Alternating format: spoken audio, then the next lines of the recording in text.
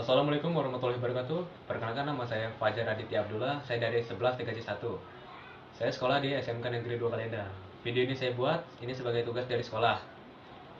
Ya, sebagai sarana informasi juga buat kawan-kawan semua, dan juga channel happy-happy kita aja lah. Buat seru-seruan. Saya juga masih amatiran, masih baru nih di bikin video-video seperti ini. Baik, saya akan menjelaskan tentang perkembangan teknologi komputer dari generasi pertama hingga generasi kelima atau masa kini. Baik, yang pertama ada komputer generasi pertama. Komputer generasi pertama banyak digunakan untuk tujuan saintifik.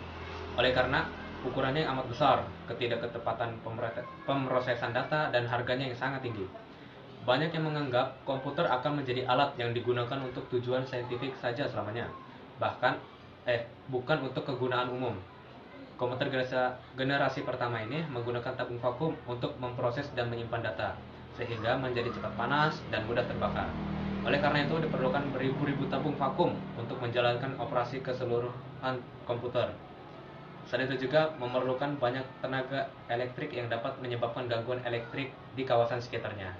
Jadi guys, bisa dibayangkan betapa ribetnya dan betapa sulitnya komputer generasi pertama kali. Kemudian komputer generasi pertama mempunyai ciri-ciri sebagai berikut, yaitu komponen yang dipergunakan adalah tabung hampa udara atau vacuum tube untuk sirkuitnya. Kemudian ada program hanya dapat dibuat dengan bahasa mesin atau assembler. Kemudian ukuran fisik komputer besar sehingga memerlukan ruangan yang sangat luas. Perlu berapa ruangan atau berapa tempat yang kita butuhkan untuk komputer generasi pertama ini? Gak kebayang bentuknya. Kemudian juga dia itu juga cepat panas, proses datanya juga kurang cepat, memerlukan daya listrik yang sangat besar, orientasi pada aplikasi bisnis. Beberapa contoh komputer generasi pertama yaitu ada ENIAC, Electronical Numerical and Calculator, yaitu dirancang oleh Dr. John Mauchly dan Preston Etcher pada tahun 1946. Kemudian ada EDVAC, Electronic Discrete Variable Automatic Computer. Kemudian ada EDSAC, Electronic Delay Storage Automatic Calculator. Kemudian ada UNIVAC 1, Universal Automatic Calculator, yang dirancang pada tahun 1951 oleh Dr. Mauchly and Etcher.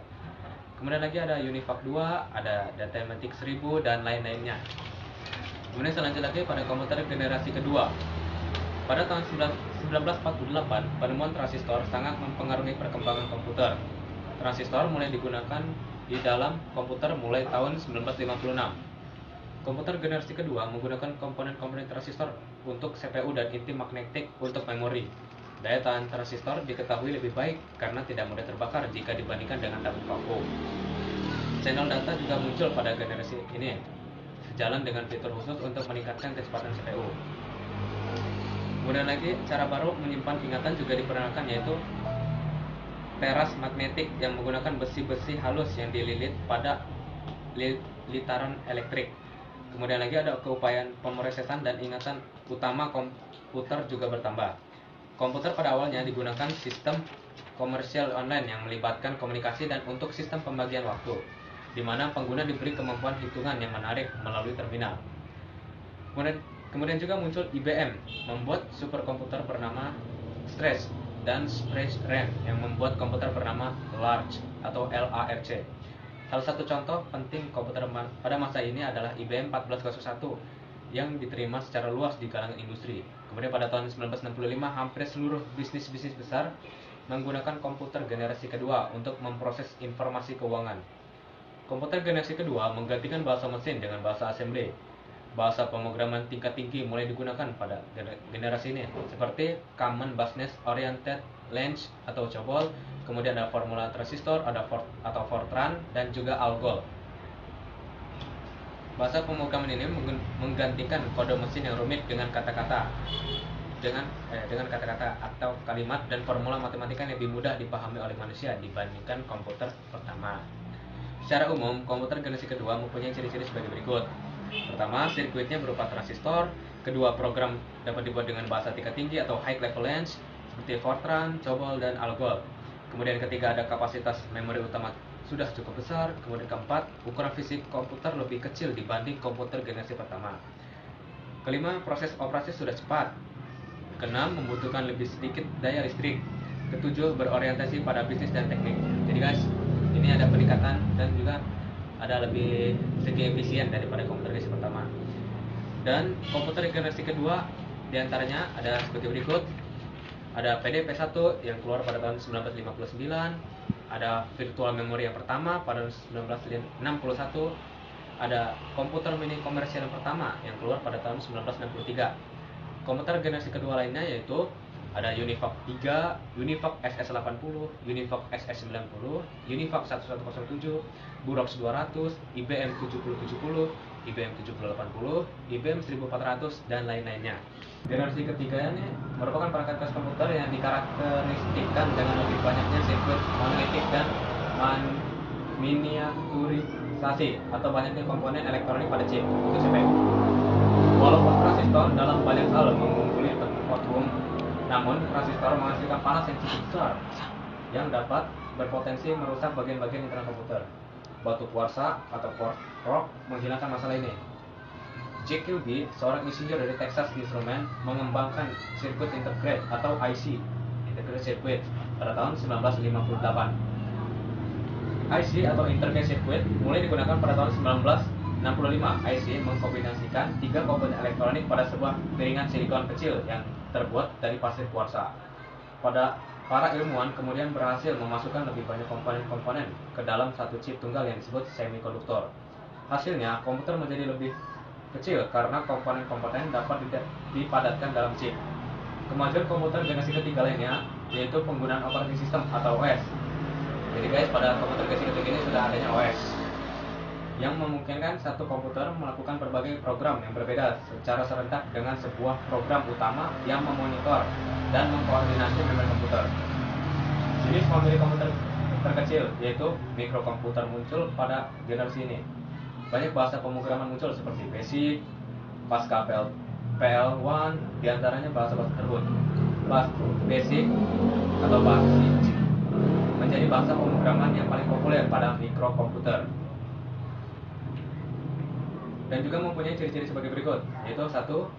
Komponen yang dipergunakan adalah IC, Integrated Circuit, yang berbentuk Hybrid Integrated Circuit dan Monolithic Integrated Circuit. Kemudian yang kedua ada peningkatan dari softwarenya. Dan ketiga lebih cepat dan tepat, bahkan 10.000 kali lebih cepat dari komputer generasi pertama.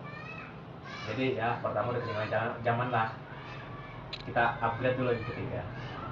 Kemudian yang keempat ada kapasitas memori komputer lebih besar, dapat menyimpan ratusan ribu karakter. 5. Menggunakan penyimpanan luar yang bersifat random access. Yang keenam, penggunaan listrik lebih hemat dibandingkan komputer generasi sebelumnya. Yang ketujuh, memungkinkan untuk melakukan multiprocessing. Kedelapan, pengembangan dari alat input-output yang menggunakan visual display, terminal yang bisa menampilkan gambar serta grafik. Kemudian ke-9, ada harga semakin murah dibandingkan dengan komputer generasi sebelumnya. Ke-10, kemampuan melakukan komunikasi data dari suatu komputer dengan komputer lain. Kemudian pada tahun 1946, komputer generasi ketiga pertama, yaitu pada tanggal 7 April 1994, IBM mengumumkan sebuah komputer yaitu IBM F360 atau IBM System 360 menggunakan komponen IC. Kemudian pada 1969 yaitu komputer mini 16 bit pertama. Komputer mini 16 pertama dijual pada tahun 1969 dengan nama Nova yang dikembangkan pada tahun 1968 oleh perusahaan data General Corporation. Komputer-komputer generasi ketiga lainnya adalah 1.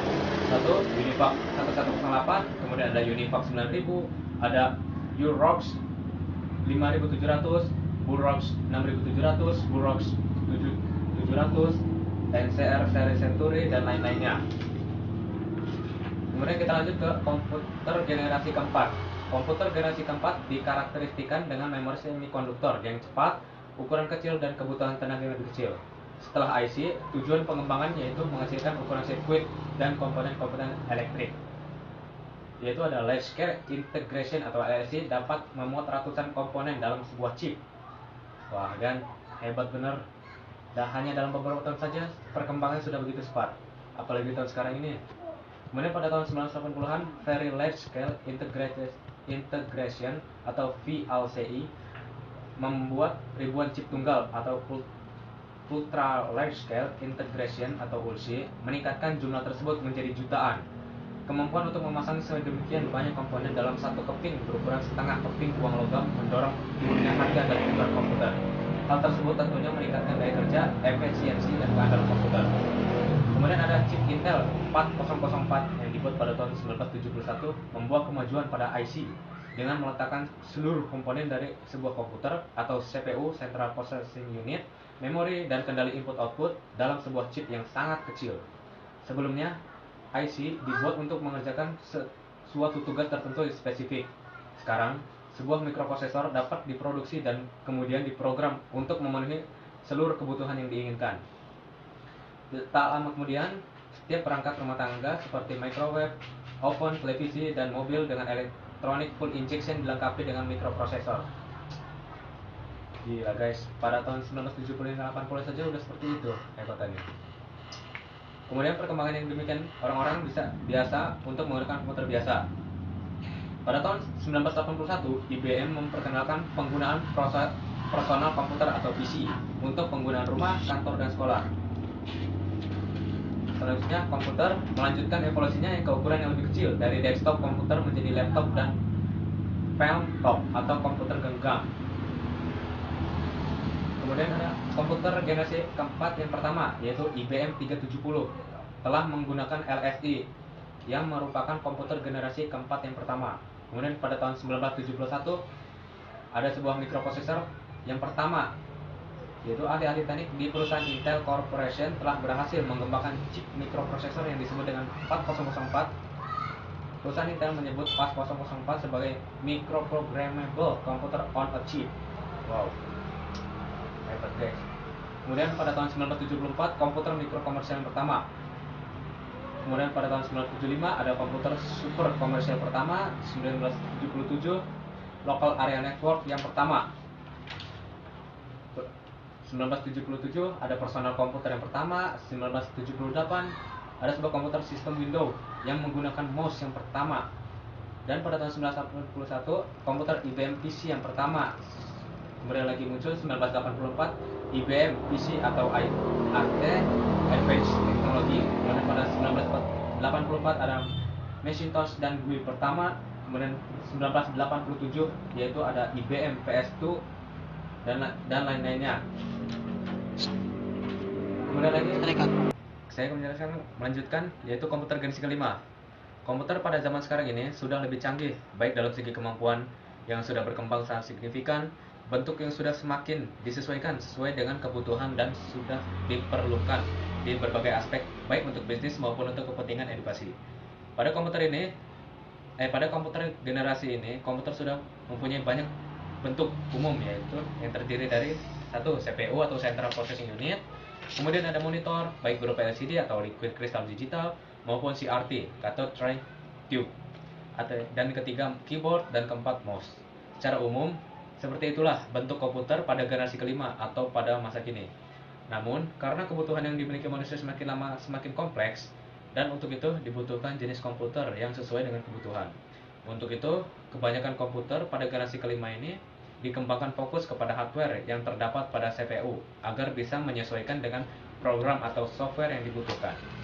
Namun tidak berarti bentuk dari sebuah personal komputer itu tersendiri tidak berkembang banyak. Banyak juga yang sudah mengembangkan dan sebuah personal komputer agar mobilitasnya dapat menyesuaikan kebutuhan kita. Seperti yang dijelaskan di atas, perkembangan sebuah komputer pada saat ini menyesuaikan dengan kebutuhan banyak orang, tidak seperti dahulu yang hanya dapat digunakan oleh beberapa orang saja. Secara umum, perkembangan komputer masa kini dapat dilihat dari berkembangnya komponen mikroprosesornya.